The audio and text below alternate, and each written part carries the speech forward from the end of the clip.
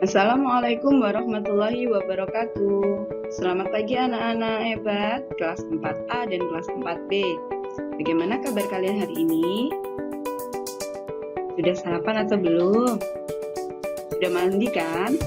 Iya, berarti kita sudah siap untuk belajar. Baik anak-anak, sebelum kita mulai kegiatan kita hari ini, kita awali dengan berdoa terlebih dahulu ya. Berdoa menurut agama dan kepercayaannya masing-masing. Berdoa mulai. Berdoa selesai.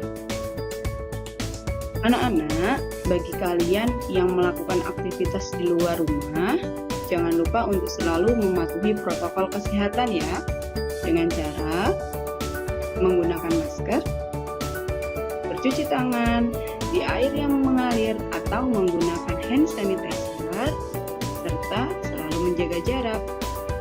Baik anak-anak, kita langsung ya. Kira-kira kita hari ini mau belajar apa? Ya, hari ini kita akan belajar mengenai gagasan pokok, gagasan pendukung, dan ringkasan. Bagaimana cara menentukan gagasan pokok dan gagasan pendukung serta membuat ringkasannya? Mari kita simak bersama-sama. Nah, apa itu gagasan pokok dan gagasan pendukung? Gagasan pokok adalah topik yang dibahas pada suatu teks. Gagasan pokok ditemukan pada kalimat utama yang terletak di bagian awal, akhir, atau awal dan akhir paragraf. Berdasarkan letak gagasan pokoknya, paragraf terbagi menjadi 3. Berikut Ibu akan menjelaskan jenis-jenis paragraf berdasarkan letak gagasan pokoknya serta cara menentukan. Perhatikan ya. Nah, yang pertama adalah paragraf deduktif atau paragraf yang gagasan pokoknya terdapat di awal paragraf. Ciri pertamanya, kalian perhatikan dulu kalimat pertama dan kalimat kedua. Kemudian temukan kata kuncinya. Apa itu kata kunci? Kata kunci adalah kata yang paling sering muncul atau paling sering kalian temukan. Kemudian, ciri yang kedua adalah adanya kalimat rujukan pada kalimat kedua. Dengan ciri kalimat itu memiliki kata ini, itu, ya ini, ya itu, dan tersebut.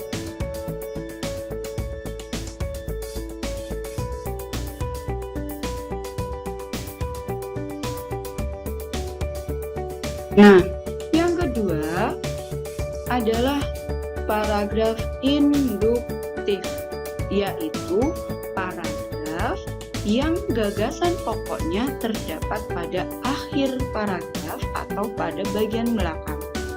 Ciri-cirinya adanya kalimat simpulan. Kalimat simpulan biasanya diawali dengan kalimat maka dari itu, oleh sebab itu, atau jadi. Yang ketiga adalah paragraf deduktif induktif atau paragraf campuran. Paragraf ini merupakan paragraf yang gagasan pokoknya terdapat pada bagian awal paragraf dan bagian akhir paragraf. Ciri-cirinya adanya kedua ciri-ciri dari bagian awal dan bagian akhir. Nah, sekarang kita lanjutkan ya. Apa itu gagasan pendukung? Gagasan pendukung adalah uraian atau informasi tambahan pada suatu bacaan. Kita akan mudah menemukan gagasan pendukung jika kalimat utama telah kita temukan. Gagasan pendukung memiliki ciri-ciri biasanya terletak pada kalimat kedua dan seterusnya yang terdapat kata kunci dan kalimat rujukan. Nah, sekarang Ibu punya Sebuah contoh paragraf. Indonesia memiliki berbagai bahasa daerah, misalnya bahasa Batak, bahasa Jawa, dan bahasa Sunda. Keragaman bahasa di Indonesia tidak membuat bangsa Indonesia terpecah-pecah. Bangsa Indonesia tetap menjaga persatuan dan kesatuan. Bangsa Indonesia dipersatukan oleh bahasa persatuan, yaitu bahasa Indonesia.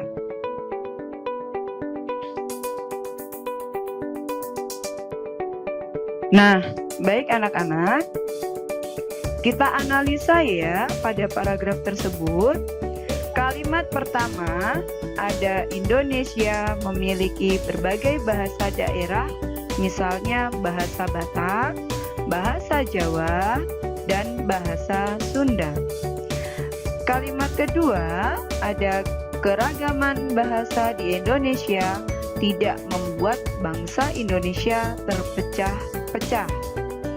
Kalimat ketiga, bangsa Indonesia tetap menjaga persatuan dan kesatuan.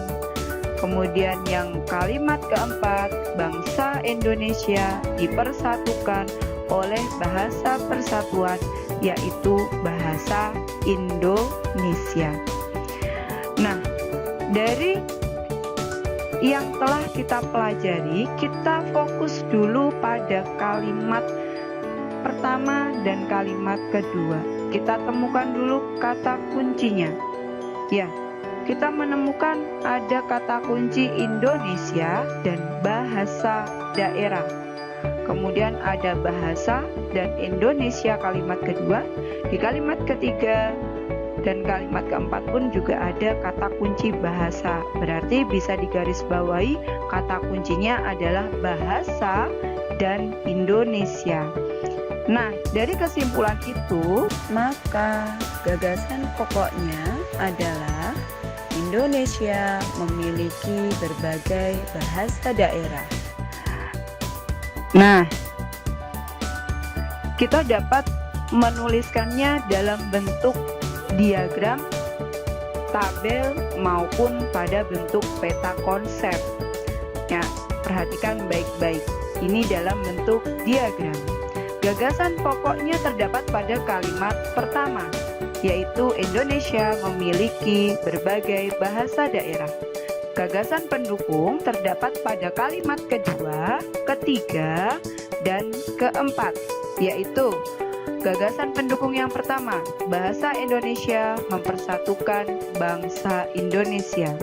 Gagasan pendukung yang kedua, yaitu bangsa Indonesia tetap menjaga persatuan dan kesatuan, serta gagasan pendukung yang ketiga adalah keragaman bahasa tidak memecah belah bangsa.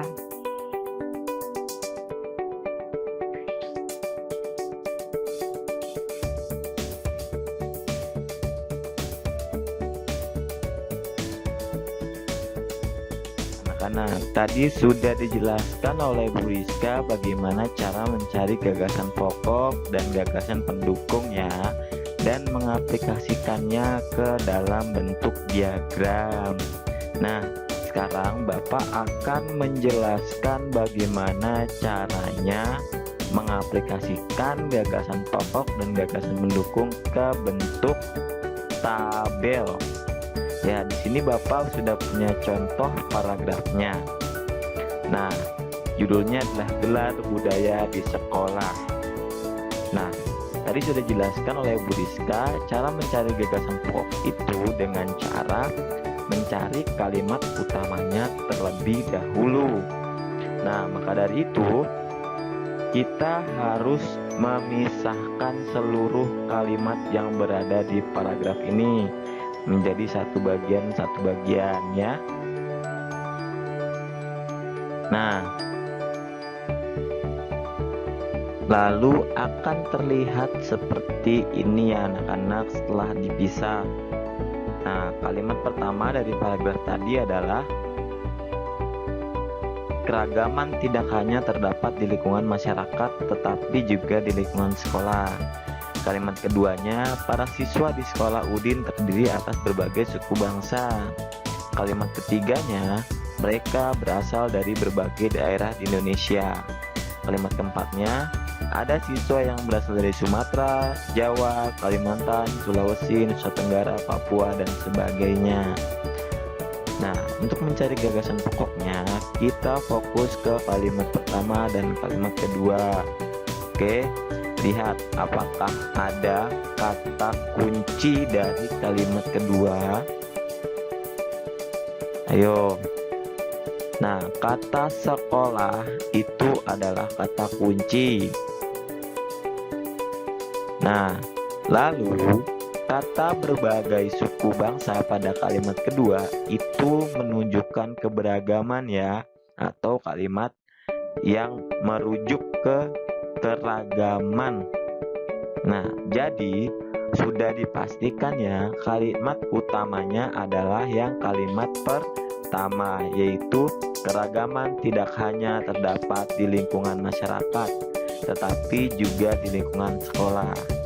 Nah, dari kalimat utama kita bisa mendapatkan gagasan pokok. Oke anak-anak, setelah kita mendapatkan kalimat utamanya, kita bisa menemukan gagasan pokoknya ya. Nah, gagasan pokoknya terdapat pada kalimat pertama ya. Ini adalah contoh paragraf 1 utuhnya.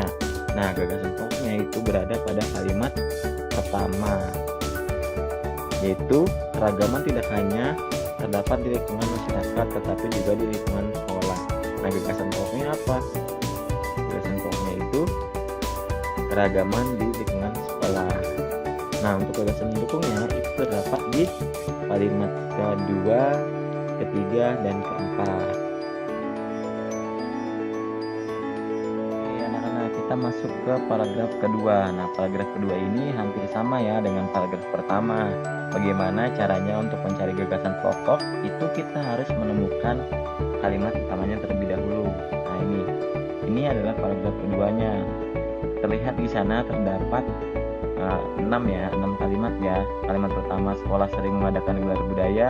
Kedua, adanya gelar budaya untuk memperkenalkan kekayaan budaya Indonesia kepada para siswa, dan sebagainya sampai ke kalimat ke-6. Nah, caranya sama seperti paragraf pertama. Kita pisahkan terlebih dahulu kalimat-kalimatnya. Karena setelah itu kita pecah kalimatnya. Nah, jadi beberapa kalimat ya, ini ada 6 kalimat deh kalau nggak salah. Nah, ada 6 kalimat dalam satu paragraf ya, kita pecah jadi satu-satu. Nah, yang harus diingat ya, untuk mencari gagasan pokok itu kita harus mencari kalimat utama. Kalimat utama ada 3, kalimat deduktif, induktif, dan campuran. Nah, kita gunakan dulu yang kalimat deduktif dengan menggunakan ciri-cirinya. Kita cari kalimat utamanya. Nah, ciri-cirinya adalah adanya kata kunci, anak-anakku. Adanya kata kunci di kalimat kedua. Kata kunci itu apa sih? Kata yang diulang ya. Kata yang diulang yang ada di kalimat kedua dan ada juga di kalimat pertama. Jadi diulang. Nah, kita lihat di kalimat pertama. Sekolah sering mengadakan gelar budaya. Oke, kita lanjut ke kalimat kedua. Adanya gelar budaya untuk memperkenalkan kekayaan budaya Indonesia kepada para siswa. Nah, kata apa yang menjadi kata kunci? Ya, benar, gelar budaya. Gelar budaya diulang kembali di kalimat kedua. Di kalimat pertama sudah ada gelar budaya, di kalimat kedua diulang kembali. Itulah kata kuncinya, gelar budaya. Nah, maka sudah bisa dipastikan ya bahwa kalimat utamanya berada di awal paragraf ya, yaitu sekolah sering mengadakan gelar budaya. Nah, sisanya kalimat kedua, kalimat ketiga, kalimat keempat, kalimat kelima, dan kalimat keenam itu adalah kalimat penjelas atau bisa dijadikan gagasan penjelas ya, seperti itu ya anak-anak ya. Nah, ini jika digambarkan dalam bentuk paragraf utuh ya. Jadi paragraf utamanya berada di atas ya. sekolah sering mengadakan gelar budaya, itu yang diwarnakan biru. Nah, terus gagasan mendukungnya adalah misalnya gelar pakaian daerah, sampai terakhir ya, sampai musik daerah, itu gagasan pendukungnya. Nah, oke. Kita bisa mengaplikasikan gagasan pokok dan gagasan pendukung ke dalam bentuk tabel ya. Gagasan pokok yang kita sudah temukan tadi bisa kita aplikasikan ke bentuk tabel anak-anak. Nah, tadi gagasan pokok di paragraf pertama itu berasal dari kalimat utama kan. Nah, kalimat utamanya di paragraf pertama ya berasal di kalimat pertama, yaitu keragaman tidak hanya terdapat di lingkungan masyarakat tetapi juga di lingkungan sekolah. Maka kita bisa tarik ya, kita bisa mengambil gagasan pokoknya, yaitu keragaman di lingkungan sekolah, itu di paragraf pertama ya. Lalu di paragraf kedua sama juga, gagasan pokoknya berada di kalimat pertama, yaitu sekolah sering mengadakan gelar budaya. Maka gagasan pokoknya dalam bentuk tabel, yaitu gelar budaya di sekolah. Itu gagasan pokok di paragraf pertama dan paragraf kedua ya anak-anak. Kita lanjut ke gagasan pendukung. Oke anak-anak, kita sekarang akan mengaplikasikan gagasan pendukungnya dalam bentuk tabel. Bagaimana caranya? Nah, ya, di paragraf pertama, gagasan pendukungnya terdapat pada kalimat kedua, yaitu para siswa di sekolah Udin terdiri atas berbagai suku bangsa. Nah, terdapat juga di kalimat ketiga, mereka berasal dari berbagai daerah di Indonesia. Lalu, terdapat di kalimat keempat, ada siswa yang berasal dari Sumatera, Jawa, Kalimantan, Sulawesi, Nusa Tenggara, Papua, dan sebagainya. Nah, maka gagasan pendukung di paragraf pertama yaitu, nah, pada kalimat kedua, gagasan pendukungnya adalah para siswa berasal dari berbagai suku bangsa. Nah, di kalimat ketiga, gagasan pendukungnya yaitu macam-macam daerah asal siswa di sekolah. Nah, kalimat keempat yang menunjukkan gagasan pendukungnya yaitu tiap daerah memiliki budaya khas. Nah, itu gagasan mendukung dari paragraf pertama, terdapat di kalimat kedua, kalimat ketiga, dan kalimat keempat. Lalu kita ke gagasan mendukung paragraf kedua. Nah, gagasan mendukung paragraf kedua terdapat di kalimat kedua, yaitu adanya gelar budaya untuk memperkenalkan kekayaan budaya Indonesia kepada siswa. Nah, gagasan mendukungnya adalah tujuan gelar budaya. Lalu di kalimat 3, misalnya gelar pakaian daerah, gelar makanan tradisional, dan gelar musik tradisional. Nah, gagasan pendukungnya adalah macam gelar budaya. Nah, gagasan mendukung yang kita dapatkan dari kalimat keempat, kelima, keenam itu bisa kita rangkum menjadi satu ya. Nah, kalimatnya itu adalah pada saat gelaran pakaian daerah, para siswa mengenakan pakaian daerah ke sekolah. Titik. Pada saat gelaran makanan tradisional, para siswa membawa contoh makanan tradisional ke sekolah. Pada saat gelar musik tradisional, para siswa mengadakan pertunjukan musik daerah. Nah, karena ini menggambarkan tentang penampilan ya, penampilannya apa aja sih yang mau ditampilin dalam festival dalam inian daerah nih ya, dalam memperkenalkan kekayaan budaya Indonesia ini apa sih yang mau ditampilin. Nah, maka dari itu kita rangkum jadi satu di kalimat 4, 5, 6 itu gagasan mendukungnya ya adalah penampilan saat gelar budaya.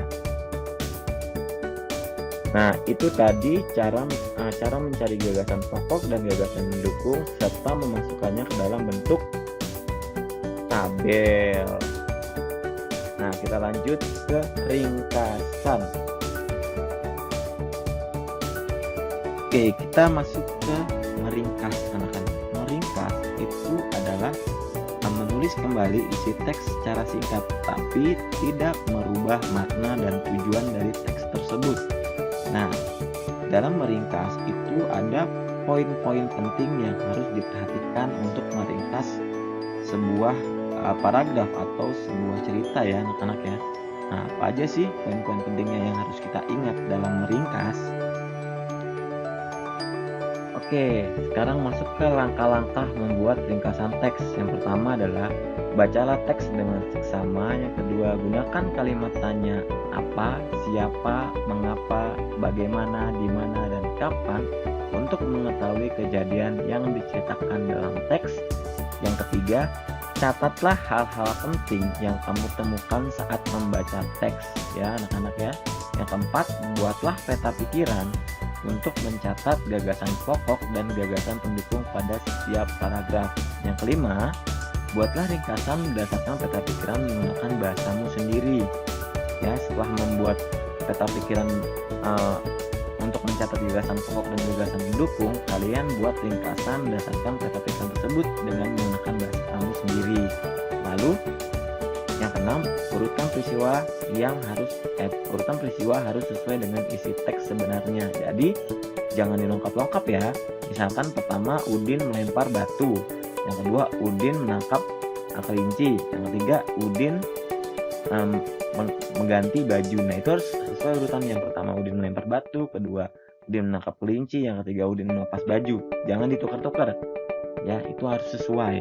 Nah, terus yang ketujuh, gunakan kalimat yang ringkas, hindarilah pengulangan kalimat dan bahasa yang tidak efektif. Jadi jika ada pengulangan kata itu sebaiknya dipangkas atau dibuang ya. Terus gunakanlah bahasa yang efektif, hindarilah bahasa yang kurang efektif ya. Pengulangan kata itu tidak efektif ya anak-anak ya. Oke, itu tadi langkah-langkahnya. Nah anak-anak, ini adalah contoh ringkasan dari paragraf pertama ya. Ini contohnya seperti ini. Nah, kita menemukan paragraf pertama itu, ini saya Bapak bacakan ya. Keragaman tidak hanya terdapat di lingkungan masyarakat, tapi juga di lingkungan sekolah. Nah, kata tidak hanya, kata lingkungan ya, itu di kalimat pertama itu tidak terlalu efektif ya. Makanya kata tidak hanya itu hilangkan ya. Tidak hanya dan lingkungannya, dan kata lingkungan hanya dipakai satu kali. Lalu di kalimat kedua, para siswa di sekolah Udin terdiri atas berbagai suku bangsa. Mereka berasal dari berbagai daerah di Indonesia. Ada siswa yang berasal dari Sumatera, Jawa, Kalimantan, Sulawesi, Nusa Tenggara, Papua, dan sebagainya. Nah, kata terdiri atas berbagai suku bangsa, lalu mereka itu dihilangkan saja, dan berbagai daerah di Indonesia, lalu ada siswa yang berasal dari. Nah, berasal dari itu diulang kembali, dipakai sekali saja. Katanya kurang efektif jika dipakai berulang kali.